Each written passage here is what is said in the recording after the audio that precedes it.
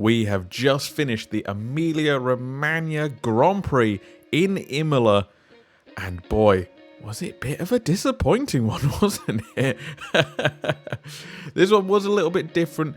We did have a sprint race this weekend, so the format of this video will be a little bit different. I'll do a very quick rundown of quali, a light dusting of the sprint, then we'll get stuck into the good stuff, the race, the Sunday. So let's get stuck straight in to our qualifying. It was a wet, dry quali, so there was plenty of incidents. 5 red flags in total, which I think is actually a record for a qualifying. Alex Albon had a rather spectacular tyre blowout. That's one to watch on YouTube if you haven't already. But out in Q1, we did have Albon, Ocon, which was a surprise, Latifi, Gasly, and Tsunoda. So both AlphaTauris out in Q1. I do fear I may have jinxed Gasly, making him my driver to watch. But that did mean both Aston Martins were into Q2, a great start for them. But out in Q2 we saw Stroll, Zhou, Hamilton, Schumacher and Russell, both Mercedes out in Q2 and honestly looking quite slow. Sainz crashed but ended up getting into Q3 due to a previous time, but he would not run again for the session. Vettel in his Aston got into Q3, how about that? He actually ended up in P9 in the end. Quali did end under a red flag, which is never nice to see. Verstappen ended up on pole, Charles Leclerc in P2 and Lando Norris in P3. How about that? Kevin Magnussen got Haas's best qualifying ever for P4. Perez was actually down in P7. A huge shake-up going into the sprint race due to this dry wet quali. Now, the sprint race. 21 laps, dry conditions, they just went for it. And straight away, we saw Charles Leclerc take the lead off the line. Verstappen actually had a pretty poor start. We also saw Kevin Magnussen get his elbows out with both Perez and Ricciardo, although Perez made a brilliant start, moving up to 5th right away. Both Hamilton and Russell lost places at the start. Hamilton actually went down to P15, but we had a safety car on lap 1 as Zhou and Gasly came together. Gasly came away with a puncture. Zhou is out of the sprint race with damage to his rear wing. He's in the barriers. We got a clean restart after the safety car, and we see Alonso and Magnussen gently slide back. Perez actually gets up to 3rd place, taking it from Norris on lap 11. There was great fighting between Magnussen, Ricciardo and Sainz. Sainz moving all the way up the order, he finally gets Norris on lap 19 for P4, making it 2 Red Bulls and 2 Ferraris in the top 4. That's what we want to see. Verstappen takes the lead again though on lap 20 of 21. It looks like the Ferrari's tyres are gone and Verstappen wins the sprint race and will start on pole for the full race. Leclerc P2, Perez P3. Great race for both Perez and Sainz, recovering from poor qualifications. Now, coming into the full race, it was a damp start, intermediate start, because it had been raining in the morning. However, the rain had stopped, although we were teased throughout the race, weren't we? Dark clouds here, might rain there.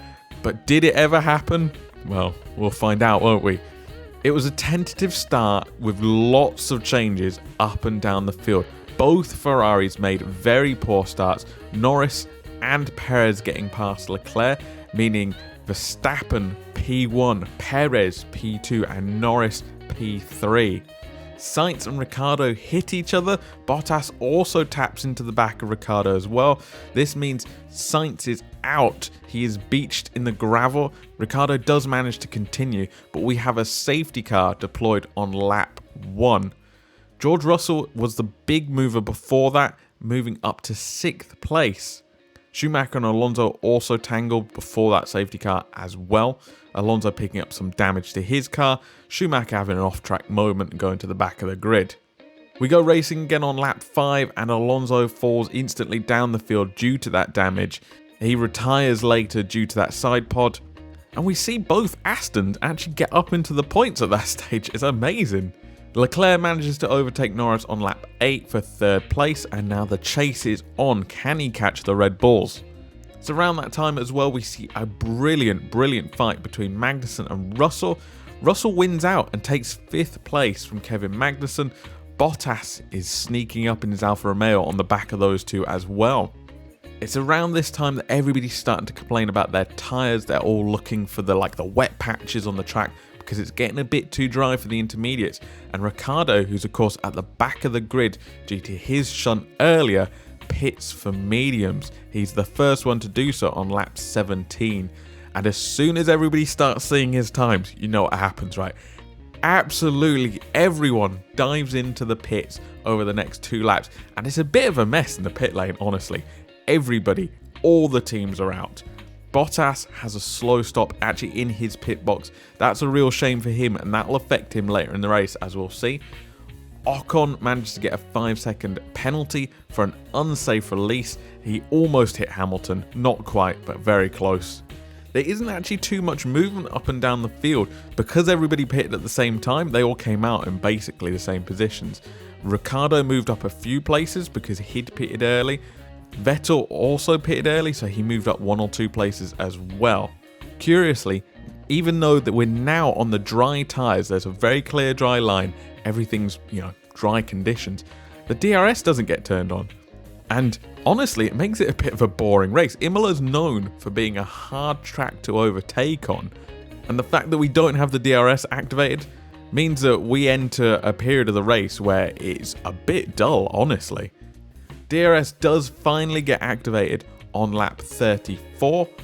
However, still not much happens, honestly. The cars that are close to overtaking are trapped in DRS trains. For instance, we saw Albon, Gasly and Hamilton have a DRS train for 12th, 13th and 14th for I think 10 laps, where Hamilton was trying to get past Gasly and Albon was driving well in front of them, so nobody could get past each other. It was just it was good racing, it was interesting racing, but nobody was getting past each other. It wasn't until lap 50 where things started to heat up again. Leclerc came in and pitted for a soft tyre.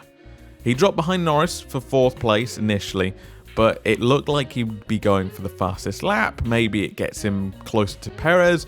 We'll wait and see. Perez, of course, did pit to cover Leclerc off, but it looked like the plan had worked for Leclerc, honestly. He managed to take 3rd place back from Norris. Obviously, he's on a much faster tyre, so it was very easy for him.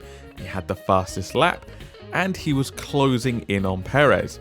At this point, Verstappen literally came on the radio and said, "Don't leave me out." so he pitted from first, so all 3 are now on a shootout for the fastest lap on the soft tyres. And Leclerc, very, very close to Perez. He's getting DRS. He has the chance to take 2nd place. However, he makes a mistake when chasing Perez, and he's off, hits the barrier on lap 53. Only 10 laps to go, and he's hit the barrier. He pits to fix up his front wing to get some new tyres on. That drops him down to 9th. He's lucky to be able to continue, and he does continue, but down in 9th. So you know what? This promotes Lando Norris in the McLaren into 3rd place. He's on for a podium. This also settles the Red Bulls right down, because of course they're now out in front with no challengers. The rest of the action for us in the remaining 6 laps comes between Bottas and Russell. Yes, the 2 that crashed rather spectacularly at this race last year are at it again. They don't crash this time. Actually, no place change happens. But Bottas is harrying Russell for that 4th spot. It was quite entertaining. But at the end, Verstappen wins a very, very dominant race. He also takes the fastest lap, a grand slam for him. But not only that, Red Bull get a 1-2. Their first 1-2, and I couldn't believe this stat, their first 1-2 since 2016. That's crazy, isn't it? I would have thought they'd been better since then. But wow. A Red Bull 1-2 in Ferrari's backyard in Italy. That's a statement of intent. Norris comes home in 3rd, a McLaren podium. Who would have thought that after the first race of the season? We're only on race 4. What a turnaround that's been for McLaren. Great races for Russell and Bottas as well. Russell, obviously, they admit that the Mercedes is not good this year. He's managed to get a 4th place for them. Bottas in his Alfa, I do still think that Alfa is a good car, and he comes home in 5th to prove it. Leclerc recovers to 6th place, but that's not what he would have wanted. You have to feel for Bottas. He might have been able to fight for a podium, you know. If it wasn't for his slow stop, which I said we'd come back to, we're now here. If he didn't have that slow stop, he could have been challenging Norris for that 3rd place. Now that would have been interesting. Further down, we have points for Aston Martin. Congratulations, Aston Martin. A brilliant race for them. In what has been overall a pretty good weekend for them, honestly. Getting into Q3, a good sprint, and now a final finish of 8th and 10th. Not only points, double points. Well done, Aston. At the end of the day, though, it was kind of boring for the positions that mattered. Nobody challenged Verstappen. He had a very lonely race. Nobody challenged Norris either. He had a bit of a lonely race, but they picked up good results for their teams. And this is exactly what Red Bull will have wanted for their championship fight, right? It looked like it was slipping away. They'd had too many mechanical problems. And now they come to Italy, Ferrari's backyard, where Ferrari can only score a 6th place and a DNF and get a 1-2. A massive swing, which puts them right back in the thick of things. From a race point of view, wasn't the most thrilling, but from a championship point of view, things are back on and things are interesting again. What did you guys think of the race? Did you have the same problems with it that I did? And what are you thinking about the championship situation now? Let me know in the comments or over on social media, and I will catch you in the next one.